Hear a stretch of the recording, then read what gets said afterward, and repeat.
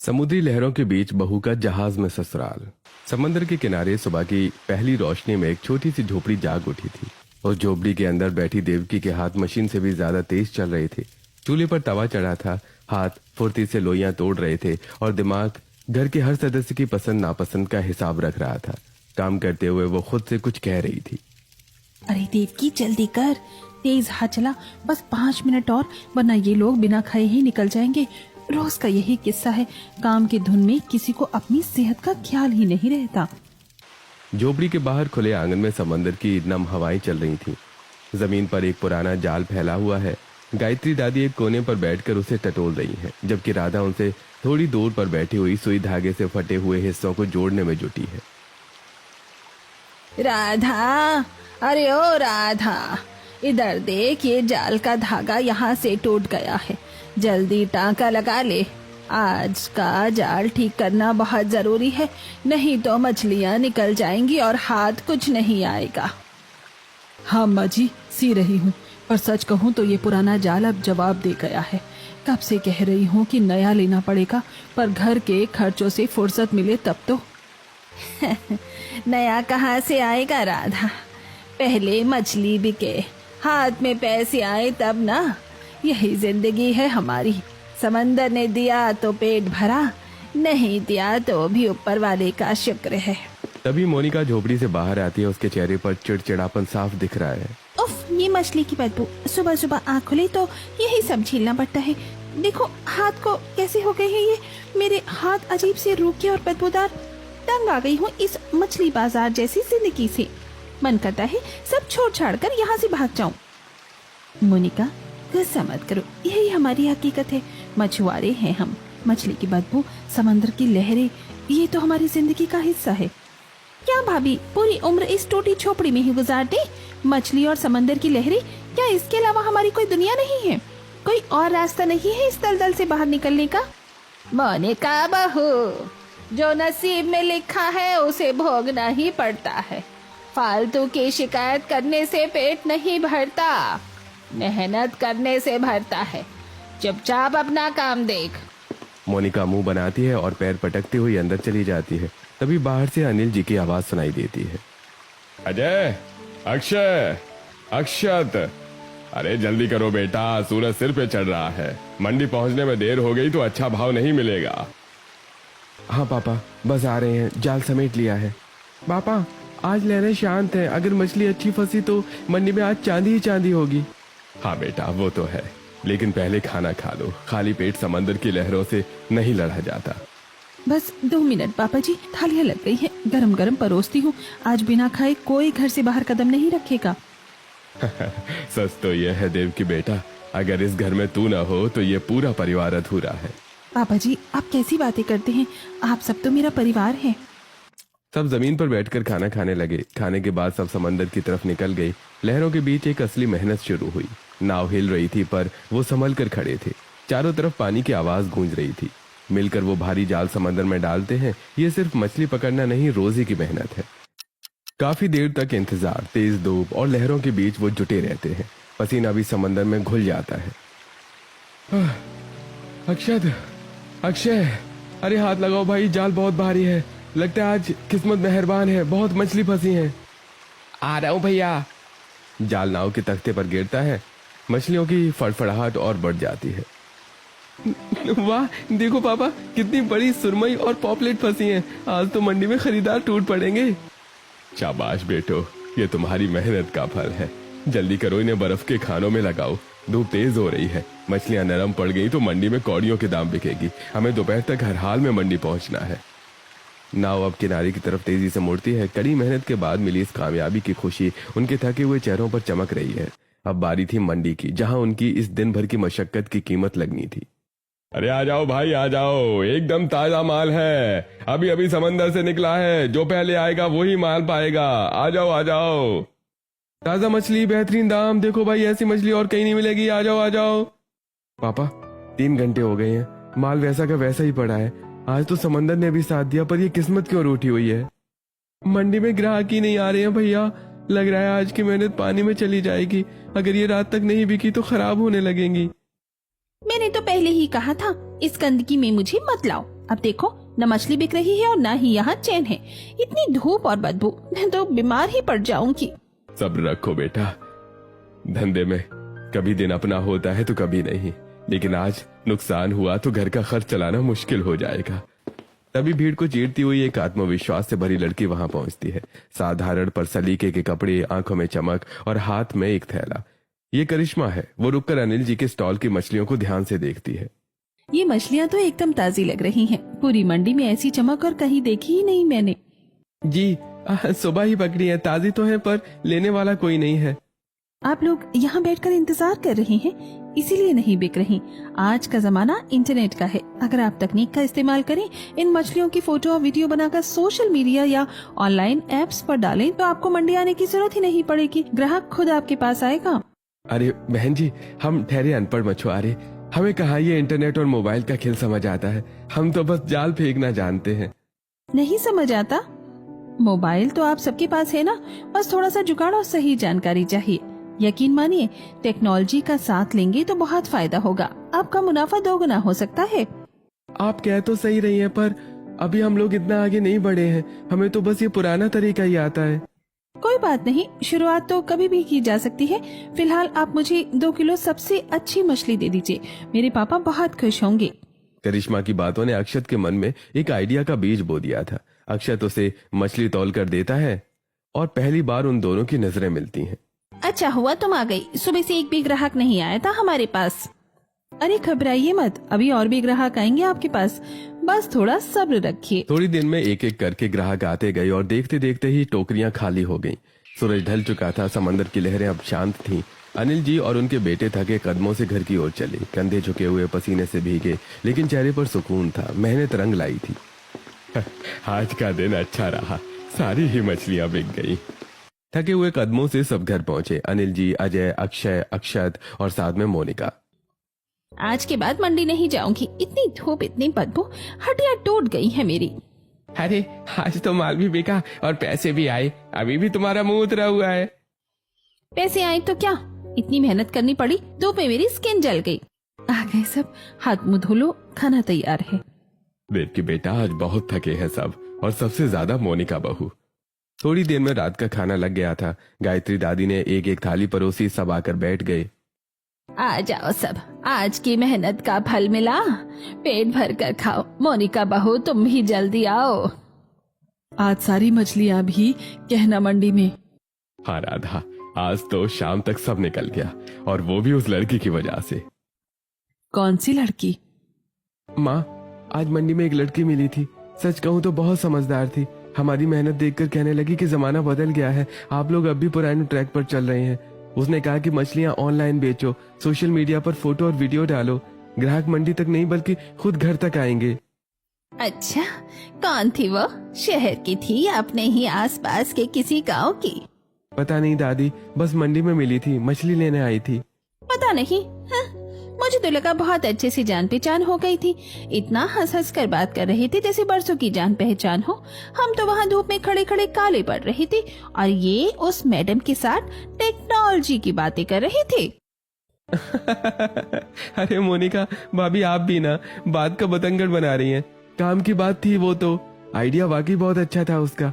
हम लोग तो बस जाल फेंकना और चिल्लाना जानते हैं, पर उसने बताया कि कैसे घर बैठे भी ग्राहक ढूंढे जा सकते हैं। आइडिया अच्छा था या लड़की अच्छी थी, ये तो अक्षत ही बताएगा। भाभी, बस काम की बात थी। अच्छा बेटा, जो भी हो, आइडिया काम का है तो सोचना ही पड़ेगा। हाँ, अगर ऑनलाइन बेचे तो मंडी के चक्कर भी कम होंगे और दाम भी अच्छे मिलेंगे। हमें इस बारे में सोचना चाहिए। और अक्षत, वो लड़की कैसी थी? समझदार तो लगती है। दादी, आप भी? सब हंस पड़े। मोनिका ने मुंह बनाया और थाली में देखने लगी। उस रात खाने की थाली में सिर्फ खाना नहीं था, एक नई उम्मीद भी थी, और अक्षत के मन में एक चेहरा। खाना खाने के बाद सब अपनी अपनी जगह लेट गए। दादी अक्षत के पास आकर बैठ गई। बता बेटा, कैसी थी वो लड़की? अच्छी लगी क्या? तो शादी करेगा उससे? दादी, राह चलती ग्राहक थी, मछली लेने आई थी बस, और वो मुझे बहुत पढ़ी लिखी लग रही थी। तो पढ़े लिखे तो तुम भी हो, ये तो और अच्छा है। और क्या, तू भी तो शहर में पढ़कर आया है। अपने आप को कम समझना तो गलत बात है। अम्मा जी सही कह रही हैं अक्षत, अब तो सोचना पड़ेगा। माँ, दादी मतलब मंडी में एक लड़की ने सलाह क्या दे दी, आप लोगों ने तो घर में उसके स्वागत की तैयारी भी शुरू कर दी। अरे बस कीजिए अब, वरना मैं यहाँ से भाग जाऊंगा। अक्षत की ये बात सुनते ही सब हंस पड़े। वो भी हंसा, पर मन में वही चेहरा था। करिश्मा की सादगी, उसका आत्मविश्वास और आंखों की चमक दिल में बस गई थी। अगला दिन फिर वही था, जल्दी उठना, समंदर में जाल डालना, मछली निकालना और मंडी जाना। अनिल जी बेटों के साथ स्टॉल पर बैठे थे, तभी करिश्मा आई। अरे आप फिर यहाँ? कल की मछली बहुत अच्छी थी, पापा ने खाई तो बहुत खुश हुए। अच्छा लगा सुनकर। और वो आइडिया जो मैंने दिया था, सोचा कुछ? हाँ, घर में सबको अच्छा लगा। कोशिश करेंगे कि जल्दी शुरू करें ऑनलाइन। बिल्कुल जल्दी करिए, यकीन मानिए आपको बहुत आसानी हो जाएगी। मंडी के चक्कर भी कम होंगे और कमाई भी बढ़ेगी। आप इतना सोचती हैं हमारे लिए, क्यों? बस अच्छा लगता है जब मेहनती लोगों की मेहनत रंग लाए। उस दिन मछली भी बिकी और दो अजनबियों के बीच एक रिश्ता और गहरा हुआ। दिन गुजरते गए, वही मेहनत, वही दिनचर्या, जल्दी उठना, लहरों से लड़ना, मछली निकालना, मंडी जाना, यही था उनका सादा और कठिन जीवन। उन्हीं दिनों करिश्मा मौसी नूतन के घर आई थी। नूतन जी पास ही रहती थी और करिश्मा उन्हें उस दिन समंदर किनारे घुमाने ले गई। कितना सुकून है यहाँ, समुद्र की लहरें देखो। तभी करिश्मा ने नाव पर अक्षत और उसके भाइयों को देखा। मौसी, ये वही लोग हैं, मंडी वाले। अच्छा, तू जानती है ही नहीं? हाँ मौसी, मंडी में मिले थे, बहुत मेहनती और अच्छे लोग हैं। अच्छे लोग हैं तो अच्छी बात है। घर लौटकर नूतन जी चुप नहीं रह सकी। वो करिश्मा के पास आई और उसका हाथ थामा। बेटा एक बात पूछूं? सीधे पूछना चाहती हूँ। पूछो मौसी। वो अक्षत, क्या तुम उससे शादी करोगी? मेहनती है, समझदार है और अगर चाहे तो आगे भी बढ़ सकता है।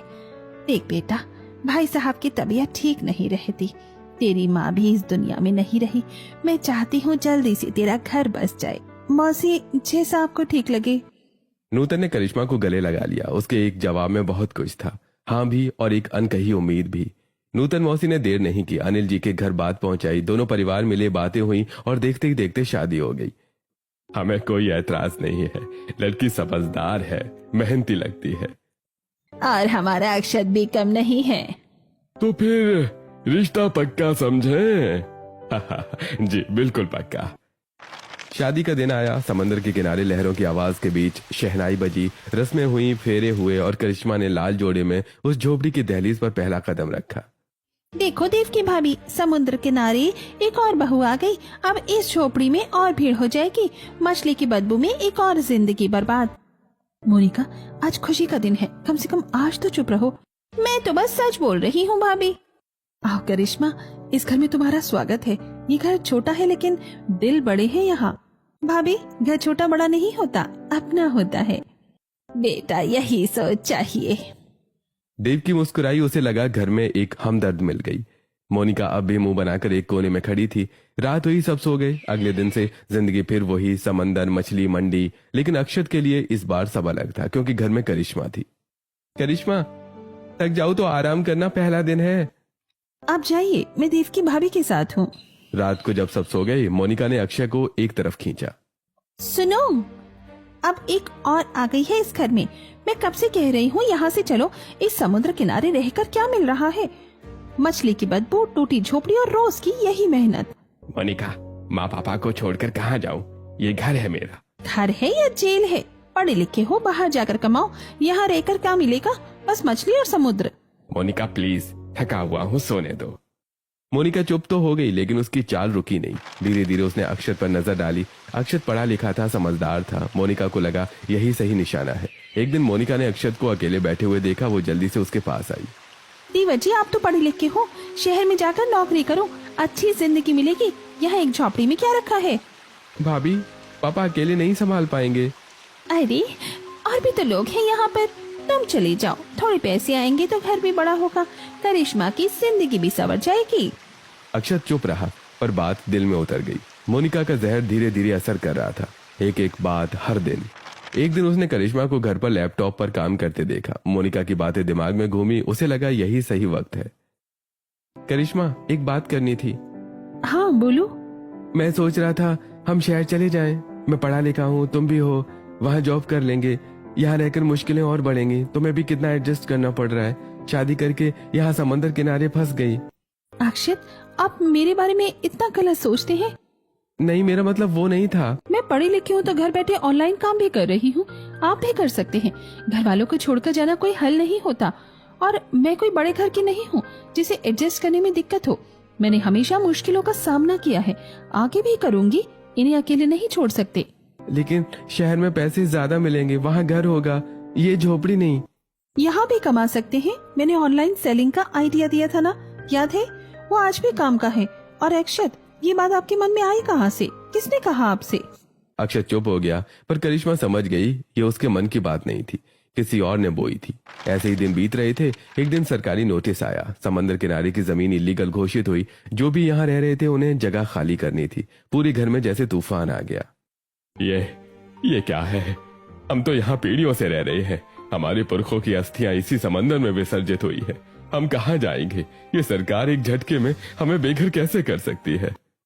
ये घर, ये आंगन, यही तो सहारा था। कहाँ जाएंगे अब? इतने साल, इतनी मेहनत, सब मिट्टी में मिल जाएगा। मैं तो कब से कह रही थी कि यहाँ से चलो, शहर में कुछ काम ढूंढो। तब तो किसी को मेरी बात समझ में नहीं आई। अब गई ना झोपड़ी भी हाथ से।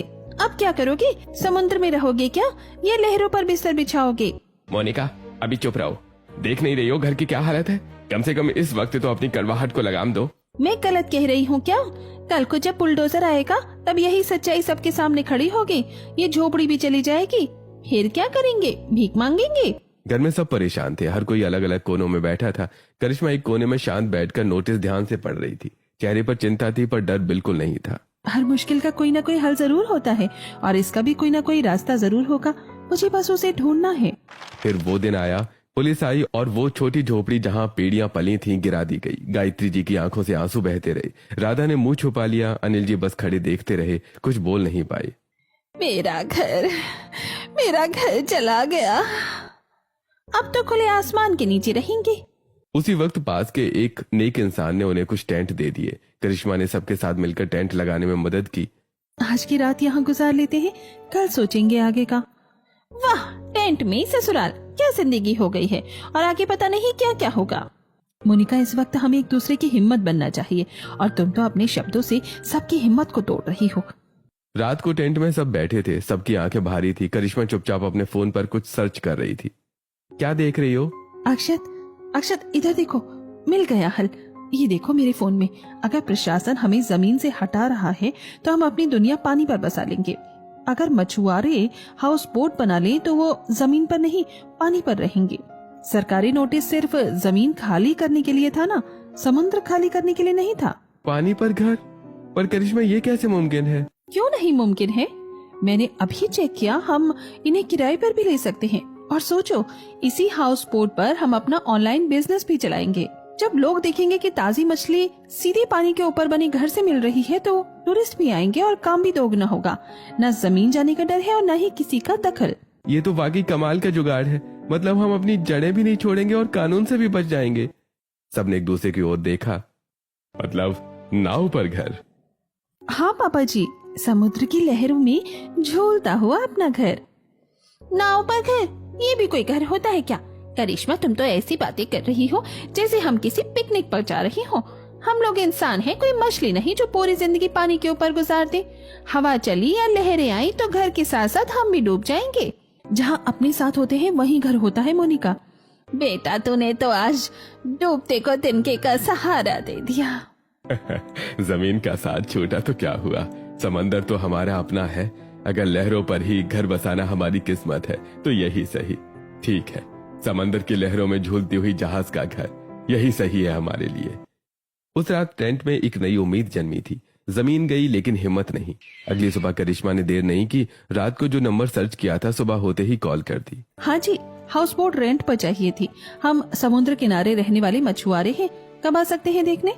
उसी दिन हाउस बोट देखी गई और करिश्मा ने अपनी ऑनलाइन कमाई से पहले महीने का किराया खुद भर दिया। किसी को बताया नहीं, बस कर दिया। करिश्मा, तुमने खुद पैसे दिए? घर मेरा भी है अक्षत, तो जिम्मेदारी भी मेरी है। और वो दिन आया जब हाउस बोट सामने आई। समंदर पर झूलता हुआ एक छोटा सा जहाज। सबने देखा। अरे, ये तो सच में जहाज है। हाँ अम्मा जी, अब यही हमारा घर है। पहले झोपड़ी पे टेंट और अब ये नाव, क्या क्या दिन देखने पड़ रहे हैं। नाव में भी रहना पड़ेगा अब। मोनिका बस करो। चलो अंदर चलते हैं। अंदर गई तो समझ आया हाउस बोट छोटी थी और परिवार बड़ा। हर कदम पर एक नई दिक्कत। राधा ने सबसे पहले रसोई देखी। इतने छोटे चूल्हे पर इतने लोगों का खाना कैसे बनेगा? और सोएंगे कहाँ, जगह तो बहुत कम है। और ये मछली की बदबू यहाँ तो चारों तरफ से आ रही है। खिड़की खोलो तो समुद्र, बंद करो तो बदबू। दिक्कतें हैं लेकिन हल भी निकलेगा। धीरे धीरे सब ठीक हो जाएगा। चलिए अभी तो खाना बना लेते हैं, सब लोग भूखे हैं। पहले दिन राधा और करिश्मा ने मिलकर उस छोटी सी रसोई में खाना बनाया। जगह कम थी, बर्तन कम थे। बेटा ये चूल्हा तो बिल्कुल छोटा है, एक बार में एक ही चीज बनेगी। कोई बात नहीं माँ जी, बारी बारी बना लेते हैं। इतनी भीड़ में खाना भी ठीक से नहीं खा सकते। किसी तरह खाना बना, सबने मिलकर खाया। फिर रात हुई और असली दिक्कत शुरू हुई। बेटा सोएंगे कहाँ सब? दादी, सभी लोगों को एक साथ ही सोना पड़ेगा क्योंकि इतनी ही जगह है इस जहाज में। सब एक कमरे में लेट गई, कोई दाईं तरफ, कोई बाईं तरफ, कोई बीच में। जगह इतनी कम थी कि करवट लेना भी मुश्किल था। ये भी कोई जिंदगी है? अरे सो जाओ मोनिका। धीरे धीरे सबकी आंखें बंद हो गईं। रात का सन्नाटा, लहरों की हल्की आवाज और सब सो गए। लेकिन आधी रात अचानक समंदर में बड़ी लहर आई। हाउस बोट जोर से हिली और सब एक साथ उठ गए। अरे ये क्या हुआ? अरे डूब तो नहीं जाएंगे? अनिल जी ये क्या हो रहा है? ये जहाज इस तरह झूल क्यों रहा है? मैंने कहा था ना, मैंने कहा था यहाँ नहीं रहना, अब डूब जाएंगे सब। अरे घबराओ मत, समंदर की लहर थी, हाउस बोट ठीक है। सब ठीक है। रात में लहरें तेज होती हैं, धीरे धीरे आदत हो जाएगी। दादी जी डरिए मत, मैं हूँ यहाँ, सब यहाँ पर है, किसी को कुछ नहीं होगा। बेटा ये समुद्र रात को बहुत डरावना लगता है। वो रात मुश्किल थी लेकिन गुजर गई। सुबह जब समंदर शांत हुआ तो अक्षत ने करिश्मा की तरफ देखा। करिश्मा, तुमने देखा ना कितनी दिक्कतें हैं इस झूलते हुए घर में। अगर तुम चाहो तो हम शहर चल सकते हैं, कहीं और रह सकते हैं। अक्षत आप कैसी बातें कर रही हैं? इस मुश्किल वक्त में आप अपने परिवार को कैसे छोड़ सकते हैं? हमें तो इस परिवार की ढाल बनना चाहिए, भागना नहीं। अक्षत चुप हो गया। करिश्मा की बात दिल में उतर गई। उस सुबह अक्षत को समझ आ गया उसकी पत्नी इस घर की बहू नहीं, इस घर की ताकत थी। तुम सच में अलग हो करिश्मा। मैं अलग नहीं हूँ, बस मुझे कभी भी घर वालों का इतना प्यार मिला ही नहीं, इसलिए मेरा मन नहीं होता कि मैं इन्हें छोड़कर कहीं बाहर जाऊँ। दिन गुजरते गए, लहरों के साथ जिंदगी भी बहती रही। शुरू में जो लहरें डराती थी, धीरे धीरे उनकी आदत हो गई। मछली बिकती, पैसे आते और करिश्मा की ऑनलाइन कमाई भी घर में लगती। जो कमाता सास के हाथ में रख देता। एक शाम सभी घर वाले बैठे थे, तभी अनिल जी ने कहा, पहले सोचते थे इस नाव पर कैसे रहेंगे, अब लगता है यही घर है अपना। समुद्र ने अपना बना लिया हमें। लेकिन कुछ दिनों से एक चीज सबने नोटिस की। मोनिका चुप थी, न शिकायत न बड़बड़ाहट, बस चुप। देखा, मोनिका आजकल कुछ बोलती ही नहीं। हाँ मैंने भी नोटिस किया। लगता है मोनिका को भी आदत हो गई है यहाँ रहने की। अच्छा चलो, अच्छा है। बहुत अच्छा है। मोनिका ने सुना, कुछ बोली नहीं, लेकिन उसके चेहरे पर एक हल्की सी मुस्कान आई और चली गई। शायद समंदर की लहरों ने उसे भी कुछ सिखा दिया था। क्या करें, जिंदगी में कुछ चीजें सीखनी ही पड़ जाती है। अब देखिएगा ये सारी मुश्किलें एक दिन खत्म हो जाएंगी। बहुत बातें हो गई बेटा, चलो पहले खाना खा लो, खाली पेट मुश्किलें और बड़ी लगती हैं। सभी ने मिलकर खाना खाया। इसी तरह वो दिन गुजर गया और अगले दिन सब अपने अपने कामों में व्यस्त हैं। तभी मोनिका, जो अक्सर घर के कामों से कतराती है, आज कुछ अलग ही अंदाज में नजर आती है। वो सलीके से तैयार हुई और उसके चेहरे पर एक अजीब सी जल्दबाजी है।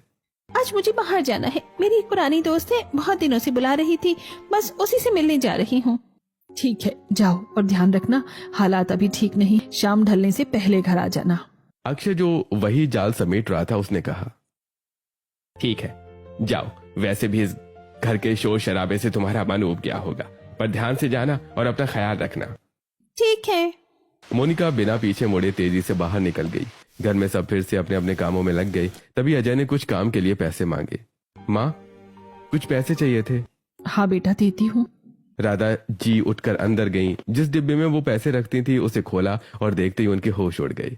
अनिल जी जल्दी आइए। क्या हुआ? पैसे, सारे पैसे गायब हैं। कुछ ही पल में वहां सब इकट्ठे हो गए। क्या? कितने थे? पूरे महीने की कमाई थी उसमें। कौन आया यहाँ पे? बाहर से तो कोई नहीं आया। घर में तो सब अपने ही थे। ये क्या हो गया? अब क्या होगा? आज घर में कौन कौन था और कौन बाहर गया? सब चुप।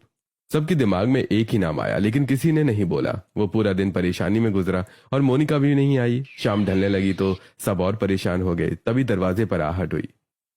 मोनिका, अरे ये क्या? मोनिका की हालत खराब थी। कपड़े फटे हुए, चेहरे पर खरोंच और खून के निशान थे। अरे बेटा, क्या हुआ तुम्हें? बताओ मोनिका, कुछ तो बोलो। पानी लाओ जल्दी। मोनिका जोर जोर से रोने लगी। मुझे माफ कर दो, मुझे माफ कर दो सब। क्या हुआ मोनिका, बताओ तो। मैंने घर से पैसे निकाले थे। मैं यहाँ रहकर बहुत परेशान थी। किसी ने मेरी बात ही नहीं सुनी।